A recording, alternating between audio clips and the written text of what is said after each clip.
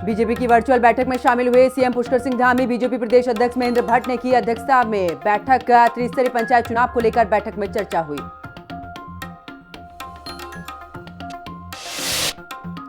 उत्तराखंड में ऑपरेशन कालनेमी के तहत कार्रवाई जारी। विकासनगर के सहसपुर क्षेत्र में 2 फर्जी बाबा गिरफ्तार।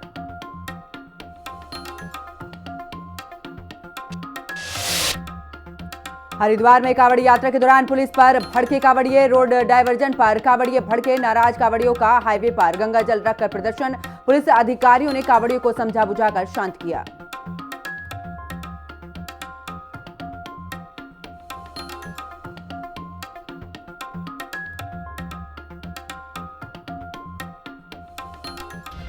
नमस्कार, हिंदी खबर देख रहे हैं आप। मैं हूं आपके साथ पंकज यादव। शुरुआत करते इस वक्त की बड़ी खबर के साथ। और सीएम पुष्कर सिंह धामी ने देहरादून में मां भगवती सुरकंडा पर आधारित दिव्य जागर के विमोचन कार्यक्रम में दीप प्रज्वलित कर शुभारंभ किया है। हिमालयन हेरिटेज सोसाइटी ने कार्यक्रम का आयोजन किया। वन मंत्री सुबोध उनियाल भी इस कार्यक्रम में शामिल हुए। कार्यक्रम में सीएम धामी ने कहा कि जागर केवल गायन नहीं बल्कि ये देवत्व का आह्वान है। और मुख्यमंत्री ने यह भी कहा कि जागर लोक और अध्यात्म का संगम भी है।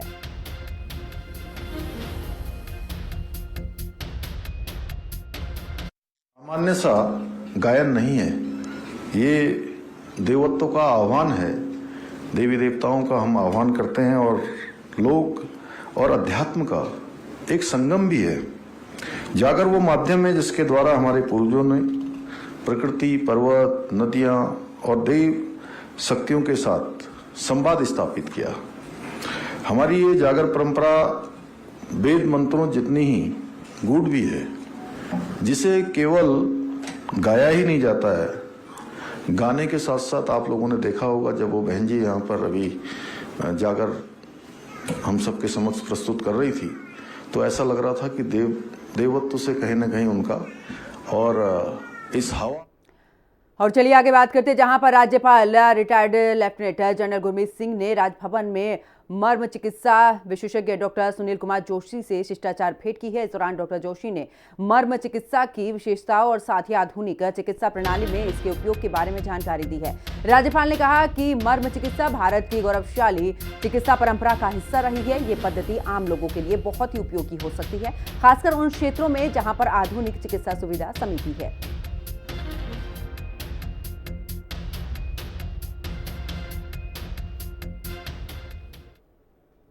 उत्तराखंड विधानसभा का मानसून सत्र 19 से 22 अगस्त तक भराड़ीसैंण विधानसभा में होगा, जहां पर मुख्यमंत्री पुष्कर सिंह धामी की संस्तुति के बाद में शासन से यहां पर सत्र की तारीख तय कर दी गई है। इसके साथ ही राज्य में मंत्रिमंडल विस्तार को लेकर भी कयास तेज हो गए हैं, क्योंकि धामी कैबिनेट में संसदीय कार्य मंत्री का पद खाली है। ऐसे में सत्र से पहले किसी नए चेहरे को मंत्रिमंडल में जगह दी जाएगी या फिर मौजूदा मंत्रियों में से ही किसी को जिम्मा यहां पर दिया जाएगा। इस पर कयास भी लग रहे हैं। वहीं कांग्रेस ने मंत्रिमंडल विस्तार को लेकर जिस तरीके से चर्चाएं चल रही हैं उस पर चुटकी ली है। रिपोर्ट देखिए।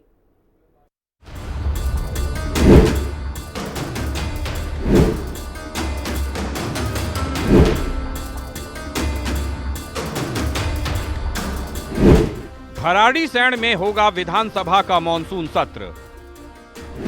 मंत्रिमंडल विस्तार की चर्चा, कांग्रेस ने कसा तंज। धामी कैबिनेट में संसदीय कार्य मंत्री का पद खाली। लगाए जा रहे कयास, किसे मिलेगी जिम्मेदारी। उत्तराखंड विधानसभा का मॉनसून सत्र प्रदेश की ग्रीष्मकालीन राजधानी गैरसैंण के भराड़ीसैंण विधानसभा में 19 से 22 अगस्त तक होगा। कैबिनेट ने मॉनसून सत्र की तारीख और जगह तय करने के लिए मुख्यमंत्री पुष्कर सिंह धामी को अधिकृत किया था, जिस पर भराड़ीसैंण विधानसभा में 19 अगस्त से सत्र कराने के लिए मुख्यमंत्री की सहमति के बाद शासन से आदेश जारी कर दिए गए हैं। शासन की ओर से जारी आदेश के बाद राज्यपाल की अनुमति से विधानसभा सचिवालय सत्र की अधिसूचना जारी करेगा। सत्र की तिथि तय होने के साथ ही धामी मंत्रिमंडल के विस्तार को लेकर भी कयासबाजी तेज हो गई है, क्योंकि विधानसभा में सरकार का पक्ष मजबूती से रखने के लिए संसदीय कार्य मंत्री की नियुक्ति टाली नहीं जा सकती। पहले ये जिम्मेदारी प्रेमचंद अग्रवाल संभाल रहे थे, लेकिन उनके मंत्री पद से इस्तीफे के बाद संसदीय कार्य मंत्री का पद खाली चल रहा है। ऐसे में किसी नए चेहरे को मंत्रिमंडल में जगह दी जाती है या मौजूदा मंत्रियों में से ही किसी को अतिरिक्त प्रभार दिया जाता है, इस पर निगाहें लगी हुई हैं। वहीं कांग्रेस ने मंत्रिमंडल विस्तार के कयासों पर चुटकी लेते हुए कहा है कि बीजेपी में कई विधायकों की निगाहें तो मंत्री पद पर लगी हुई हैं, लेकिन जैसे केंद्र में मंत्री नाम के होते हैं और सारा काम पीएम मोदी करते हैं, वैसे ही सीएम धामी ही अपने साथी मंत्रियों को दरकिनार कर संसदीय कार्य मंत्री का भी कार्यभार देख लेंगे, चाहे सत्र की कार्यवाही जैसे भी चले। 19 अगस्त 2025 से 22 अगस्त 2025 तक उत्तराखंड विधानसभा का मानसून सत्र गैरसैंण, जो कि ग्रीष्मकालीन राजधानी है उत्तराखंड की, उसमें आयोजित किया जाएगा। जहाँ तक संसदीय कार्य मंत्री का प्रश्न है, तो भारतीय जनता पार्टी स्वयं तय करेगी कि किसको संसदीय कार्य मंत्री की जिम्मेदारी देनी है। माननीय मुख्यमंत्री का ये विशेषाधिकार है, वो तय करेंगे कि इन्हीं मंत्रियों में से किसी को जिम्मेदारी देनी है या किसी नए मंत्री को सम्मिलित करना है। मंत्री सब हैं, लेकिन उद्घाटन प्रधानमंत्री जी करते हैं। और गीता में एक श्लोक है, महाजनो ये न गता सपंता। महान लोग जैसा कार्य करते हैं उसका अनुसरण नीचे वाले करते हैं। प्रधानमंत्री जी जब ये काम कर रहे हैं तो मुख्यमंत्री जी अगर यहाँ पर सुबोध भाई, सौरभ भाई, रेखा आर्य जी, सतपाल महाराज जी, धन सिंह जी, अगर इनको भी ड्रॉप कर दो और अकेले मुख्यमंत्री जी हों, सबका काम कर सकते हैं, वो सक्षम है। मोदी जी ने सबको सिखा रखा। इसलिए एक संसदीय कार्य मंत्री राज्य में बड़ा महत्वपूर्ण पद होता है। विधानसभा की कार्यवाही के दौरान संसदीय कार्य मंत्री की भूमिका अहम होती है। सदन में विधायी गतिविधियों को प्रभावी ढंग से चलाने का जिम्मा संसदीय कार्य मंत्री पर होता है। हालांकि विधानसभा के पिछले सत्र में संसदीय कार्य मंत्री का जिम्मा संभाल रहे प्रेमचंद अग्रवाल विपक्षी कांग्रेस के विधायकों से पहाड़ मैदान के मुद्दे पर उलझ पड़े, जिसका नतीजा ये हुआ कि उन्हें अपनी कुर्सी गंवानी पड़ी। अब मॉनसून सत्र से पहले सीएम धामी किसे संसदीय कार्य मंत्री का जिम्मा सौंपते हैं, इस पर सबकी निगाहें लगी हुई हैं, जो इस बड़ी जिम्मेदारी को संभालने के साथ ही सदन में विपक्ष के साथ समन्वय भी बनाए रखे। देहरादून से संवाददाता शुभांगी भट्ट के साथ ब्यूरो रिपोर्ट, हिंदी खबर।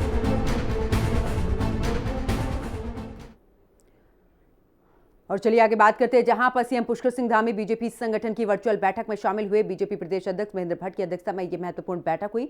बैठक में बीजेपी के वरिष्ठ पदाधिकारी भी मौजूद थे। बैठक के दौरान त्रिस्तरीय पंचायत चुनाव के ध्यान में रखते हुए यहां पर चर्चा की गई और चुनाव को लेकर बीजेपी की आगामी योजनाओं, जनसंपर्क अभियानों के साथ ही संगठन को अधिक प्रभावी बनाने को लेकर मंथन किया गया।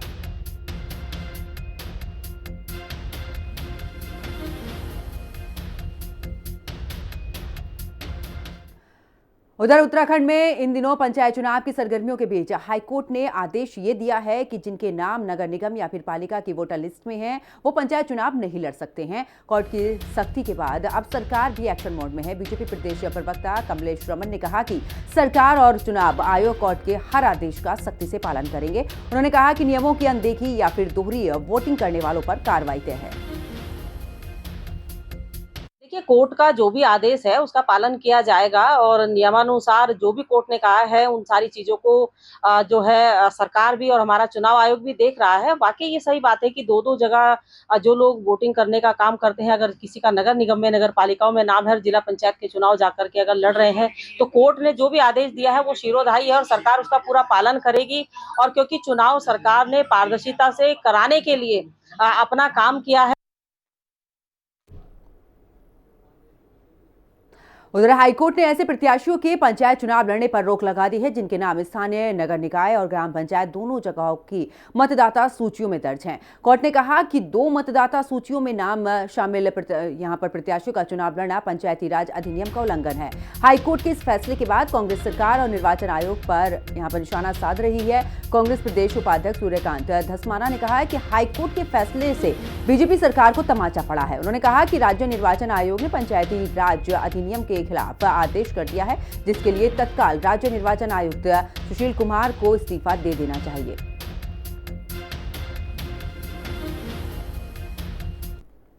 ऐसा करारा चांटा मारा है भाजपा की सरकार के गाल में, और राज्य निर्वाचन आयोग जो कठपुतली बना हुआ है, और मैं तो अब कहने से चूकूंगा नहीं, दलाल बना हुआ है सरकार का। क्या है राज्य निर्वाचन आयोग? किस तरह का आपने आदेश किया?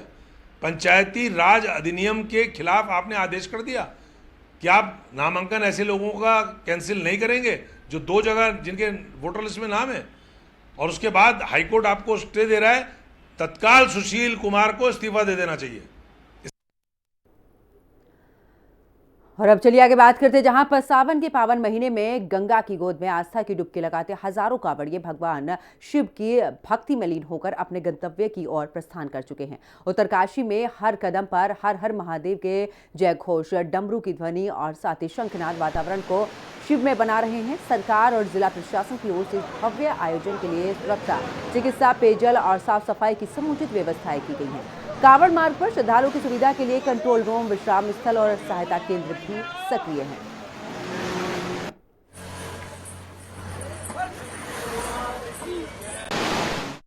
कांवड़ का यात्रा काफ़ी है, इस बार संख्या अच्छी है और काफ़ी लोग आ रहे हैं, हमारे कांवड़िए आ रहे हैं, गौमुख भी जा रहे हैं, गंगोत्री गौमुख। तो मेरी बीच बीच में हमने निरीक्षण भी किया था कल रूट का, तो ऐसा कोई विशेष दिक्कत तो नहीं है। हाँ, बारिश का मौसम है, कहीं पे रोड जब स्लिप आ रहा है तो हम उसको क्लियर करा रहे हैं BRO की मदद से, तो दिक्कत नहीं थी। मेरी बातचीत भी हुई कई कांवड़ियों से रास्ते के दौरान, तो दे आर एंजॉइंग, खुश हैं, अच्छा लगा उनको। कई लोग तो मुझे जो लोग मिले जो 20 साल से लगातार कांवड़ कर रहे हैं और हर साल आते हैं।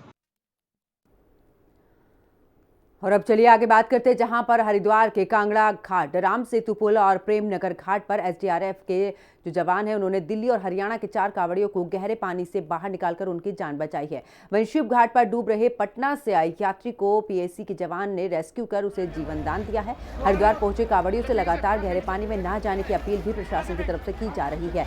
इसके बावजूद कुछ कांवड़िए लापरवाही कर रहे हैं और ये लापरवाही उनकी जान पर भारी पड़ रही है।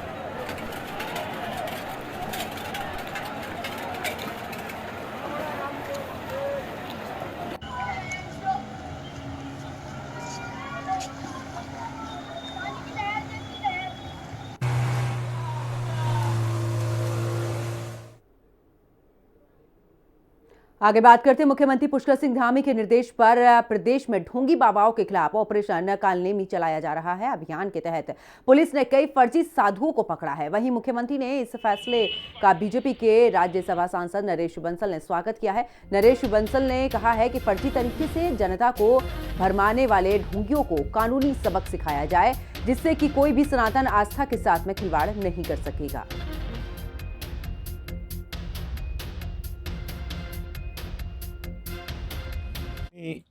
देवभूमि में माननीय मुख्यमंत्री जी के द्वारा चलाया गया, मैं उसके लिए माननीय मुख्यमंत्री जी को बहुत बधाई देता हूं। इससे जो फ्रॉड करने वाले, भोले भाले लोगों को बहका करके पैसा ऐंठने वाले, विभिन्न छद्मवेशी, विभिन्न प्रकार के रूप धर करके जो श्रद्धा और आस्था का नाजायज फायदा उठाते हैं, उनकी धरपकड़ होगी। तो उधर मुख्यमंत्री पुष्कर सिंह धामी के निर्देश पर पाखंडी बाबाओं के खिलाफ ऑपरेशन कालनेमी चलाया जा रहा है। अभियान के तहत हरिद्वार में करीब 50 से ज्यादा फर्जी बाबा और संत पकड़े गए हैं। वहीं कलियर से ऐसे 6 फर्जी बाबा पकड़े गए हैं जिनकी पहचान गैर हिंदू के रूप में हुई है, जो कि भगवा चोला पहनकर लोगों को भ्रमित करने का काम कर रहे थे। SSP हरिद्वार ने हिंदी खबर से खास बातचीत में बताया कि अभियान लगातार जारी रहेगा।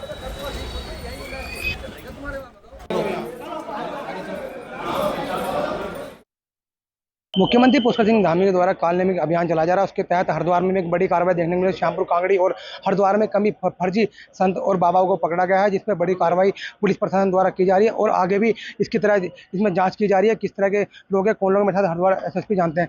सर, एक अभियान चलाया जाए, उसके तहत संतों को पकड़ा गया, कौन लोग हैं फर्जी बाबा? आज हरिद्वार पुलिस के द्वारा कालनेमी के तहत बड़ी कार्रवाई करते हुए 50 से ऊपर ऐसे लोगों को चिन्हित किया गया है। उनके खिलाफ कार्रवाइयाँ की जा रही हैं। इसमें दूसरे धर्म से रिलेटेड भी करीब 7 से 8 लोग हैं जो उनके द्वारा हिंदू धर्म का चोगा पहन के पाखंड को बढ़ावा देते हुए जो कार्रवाइयाँ की जा रही थी, उनको चिन्हित करते हुए उनके खिलाफ कार्रवाई की गई। सर, इसमें कहा जा रहा है कुछ मुस्लिम लोग भी? हाँ, इसमें मैंने जैसे आपको बताया करीब 7 लोग ऐसे हैं जो मुस्लिम धर्म से हैं, लेकिन हिंदू धर्म का उनके द्वारा चोगा पहना गया और हिंदू धर्म के आवरण को ओढ़ते हुए भिक्षावृत्ति अन्य कार्यों में वो लोग लिप्त थे, ऐसे लोगों को चिन्हित किया गया। सर इनकी पहचान हो रही है, कहाँ के लोग हैं, कहाँ के रहने वाले थे? देखिए, इसमें ज़्यादातर लोग अन्य प्रांतों के हैं, कुछ लोग इसमें दूसरे हमारे नज़दीकी जनपदों से भी रिलेटेड हैं। ऐसे लोगों को चिन्हित किया गया है, उनका वेयरअबाउट्स अभी हमारे द्वारा मंगाया जा रहा है और संबंधित जनपदों से भी इसके बारे में पूछताछ की सर जाएगी। कुछ संतों ने कहा कि हमको सत्यापन के लिए बुलाया गया था, फिर वही लिखा गया था। बिल्कुल, इसमें कुछ ऐसे हैं जो खासकर जो बहुरूपीय का रूप धारण करते हैं और कुछ पुराने घटनाओं में भी सम्मिलित रहे हैं। ऐसे कुछ लोग जो अन्य जो क्रिमिनल ट्राइब से रिलेटेड रहे हैं, ऐसे लोगों को चिन्हित किया गया था। उनको क्योंकि पुलिस के द्वारा लगातार इन पर नज़र रखी जाती रही है और ऐसे लोगों को चिन्हित करते हुए उनके खिलाफ जो वैधानिक कार्रवाई है सर आगे भी इस तरह का अभियान, ये अभियान लगातार जारी रहेगा। देखिए मैं हरिद्वार एसपी जिनको छात्रों से कहना है कि जो फर्जी बाबा है, फर्जी संत हैं, इनके खिलाफ लगातार कार्रवाई की जाएगी। हरिद्वार से हिंदी खबर के लिए सचिन सैनी। सपेरे नाच लोग हैं, पहले सरकार ने हमारे साथ छुड़वा दिए, अब फिर अपने रोजगार नहीं दिए साहब सपेरे सरकार ने, तो इसलिए हम लोग अपने चोरा जो भी है गुजर बस्ता अपने बच्चों का गुजारा कर रहे हैं हम लोग। माननीय मुख्यमंत्री जी ने ऑपरेशन कालनेमी के उसमें एक अभियान जो हम लोगों के द्वारा चलाया जा रहा है, उसमें अभी हम लोगों के द्वारा वेरिफिकेशन की कार्रवाई की जा रही है। इसमें कुछ संदिग्ध लोगों को पकड़ा गया है, उसमें आगे जो भी कार्रवाई होगी सबका अवगत कराया जाएगा।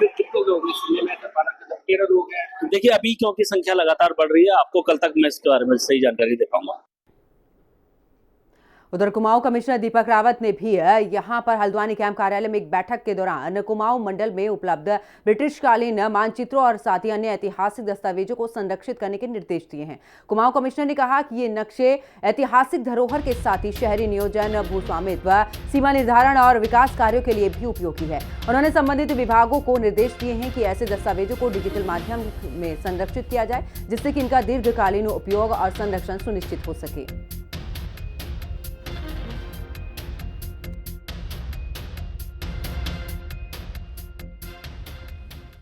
देखिए, जो हमारे मटेरियल लैंड रिकॉर्ड्स के हैं या अन्य नक्शे हैं, ब्रिटिश कालीन भी है, उससे पुराने भी हैं और ये बहुत अच्छी कंजर्वेशन के स्टेटस में नहीं और ख़राब भी हो रहे हैं। तो इसमें सभी डीएम से मैंने कहा है कि उनको रेस्टोर करने के लिए, और मैंने भी सेक्रेटरी कल्चर को भी लेटर लिखी है कि वो भी इसका एक बड़ा प्रोजेक्ट बना के इसको रेस्टोर करवाएं। अभी कमिश्नरी में जो रिकॉर्ड्स थे उसमें से कुछ मैप्स को मैंने इनफैक्ट उसको रेस्टोर भी करवाया है और अच्छे शेप में उसको लेटेस्ट रेस्टोर करके अभी हम उसको अलग अलग जगहों पे प्रदर्शित भी करें।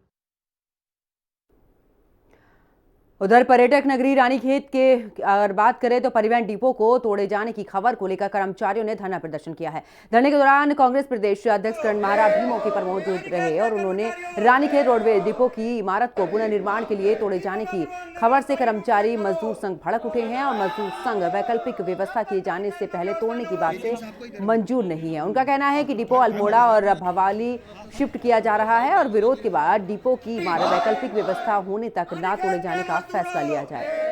रानीखेत के कर्मचारियों डिपो का प्रबंधन अस्थायी रूप से करो,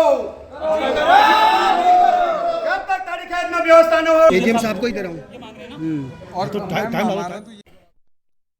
तुगलकी फरमान कहूँगा मैं सरकार द्वारा कि बिना इनकी कोई वैकल्पिक व्यवस्था किए यहाँ से रोडवेज को स्थानांतरित करना, यहाँ से बड़ी बड़ी मशीनें ला के इनको कहना कि आप लोग अपना कार्यरत नहीं है यहाँ पर, तो ये देखने में बहुत ही दुर्भाग्यपूर्ण है। और ये सरकार का रवैया रहा है कि रानीखेत को हमेशा ही इन्होंने एक अपनी राजनीति के चक्कर में इसको हमेशा पिछाड़ने का कोशिश की है। हमारे पास धरने की न कोई सूचना है न कोई मांग है, हमारी ओर से धरना अवैध है। भवाली में डिपो बना, वहीं से काम भी चलते रहा, कार्यक्रम भी चलते रहा। उसी तरीके से रामनगर में हुआ। रानीखेत के लिए अलग कानून क्यों है?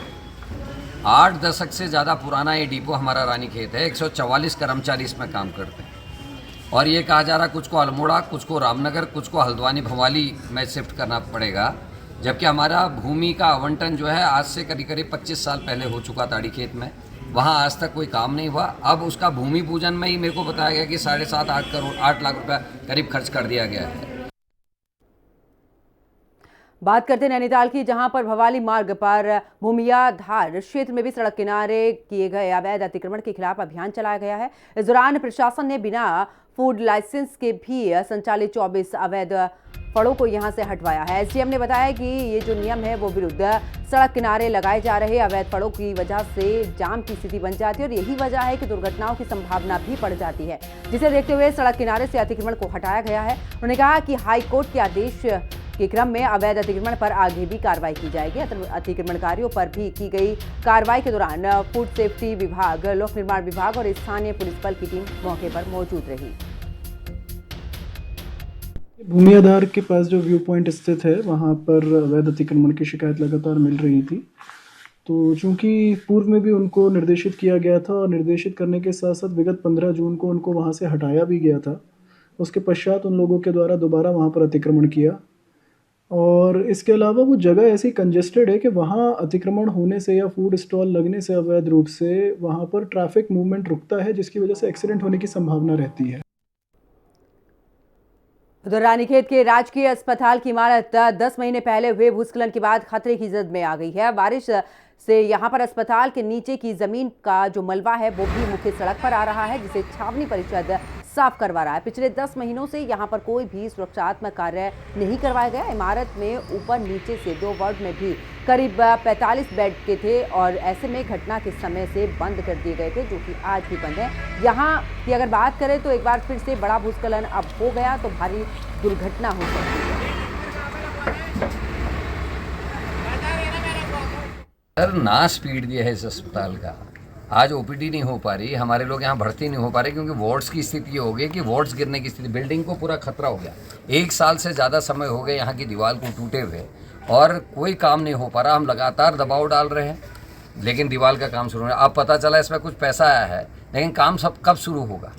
इस समय भारी बरसात हो रही है और लगातार मिट्टी स्खलित हो रही है। मार्केट की आप सड़क देखिए, वहाँ लगातार मिट्टी बह के जा रही है और हल्के हल्के खाली होते जा रहा है। अगर भवन को खतरा हुआ तो फिर ये अतिरिक्त खर्चा होगा। हमारा मानना है इस पर जल्दी से जल्दी काम होना चाहिए और इस बिल्डिंग को बचाया जाना चाहिए। बजट अभी अवमुक्त नहीं हुआ है, लेकिन मैं धन्यवाद देना चाहूँगा पत्रकार मीडिया को और यहाँ की जनता को जो जागरूक है, जिनके माध्यम से आप लोगों ने बार बार हमारे इसके लिए कहा और अब ये जा करके हमारा टेंडर 27 जुलाई को PWD के यहाँ खुल रहा है। इसी 27 जुलाई को जो PWD के यहाँ टेंडर खुलेगा, लेकिन चूँकि अभी चुनाव आचार संहिता चल रही है तो हो सकता है कि 1-2 तारीख को ये चले। नहीं, बिल्कुल हमारे जो रानीखेत हॉस्पिटल है इसके लिए हमने काफ़ी प्रयास किए हैं और इसमें फाइनली जिला योजना से 30 लाख रुपए जो है वो साइन हो गए, फाइनल सैंक्शन मिल गई है और संभवतः सोमवार तक उसका पैसा भी डिपार्टमेंट कार्यदायी संस्था जो PWD प्रांतीय खंड है, निर्माण खंड है, वहाँ तक पहुँच जाएगा। और इसके लिए टेंडर लगा भी दिए गए थे। टेंडर जो 27 जुलाई को खुलना है उस टेंडर 27 जुलाई को खुलेगा, क्योंकि जो कि आचार संहिता जो हमारे शहरी क्षेत्रों में जो कि छावनी परिषद है यहाँ पे लागू नहीं है, तो 27 को इसका टेंडर खुलते ही बहुत ही जल्द इसका काम पूरा कर लिया जाए। चलिए आगे बात करते टिहरी की, जहां पर घनसाली तहसील क्षेत्र में पिलकी नैल के पास भी पेड़ गिरने से 2 बच्चों की मौत हो गई है। और आपको बता दें कि इस दौरान बच्चे स्कूल से घर जा रहे थे। जानकारी के मुताबिक भारी बारिश के बाद एक पेड़ बड़ा सा अचानक से गिरा है और उसके बाद अचानक ये बड़ा हादसा हुआ है। इसी के साथ बता दें कि जिसकी चपेट में आने से दोनों बच्चों की मौके पर ही मौत हो गई। हादसे की सूचना मिलते ही प्रशासन और पुलिस मौके पर पहुंची और ग्रामीणों की मदद से राहत और बचाव कार्य भी किया गया है। दोनों बच्चों के शवों को पोस्टमार्टम के लिए भेज दिया गया है। हादसे के बाद क्षेत्र में शोक की लहर है।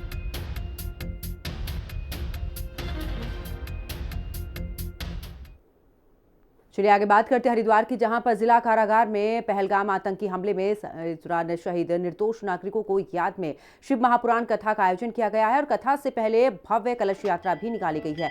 कथा व्यास महामंडलेश्वर रामेश्वर नंद सरस्वती ने भी कहा है कि शिव पुराण कथा सुनने से सारे पाप नष्ट हो जाते हैं और शिवलोक की प्राप्ति हो जाती है।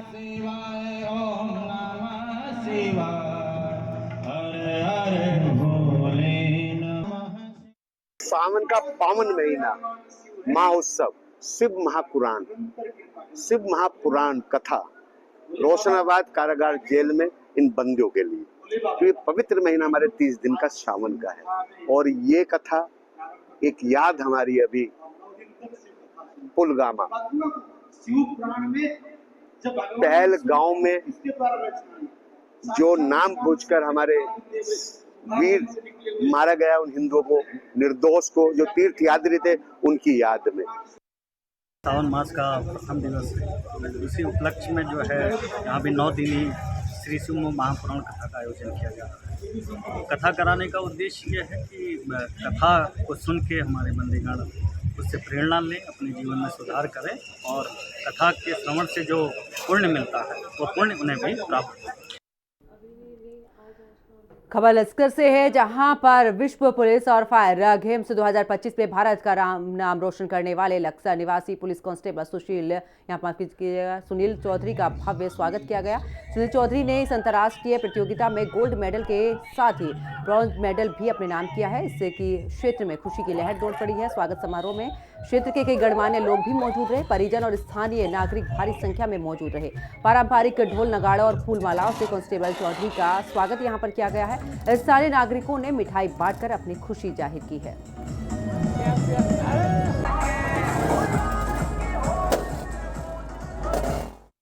5 किलोमीटर में और 10 किलोमीटर में मेडल आए हैं और मैराथन में टोटल मेरे 5 पदक आए हैं। और मैं अपने उत्तराखंड पुलिस के डीजीपी साहब और आईजी साहब को धन्यवाद करना चाहता हूं। और मेरे सबसे जो जिन्होंने मुझे अभ्यास कराया उनका नाम है श्री मनीष सिंह राउत, मेरे कोच हैं। पूर्व ओलंपियन 2016 में उनका ओलंपिक में पार्टिसिपेट किया था। और इस बुलेटिन में फिलहाल इतना ही। आप देखते रहिए हिंदी खबर। नमस्कार।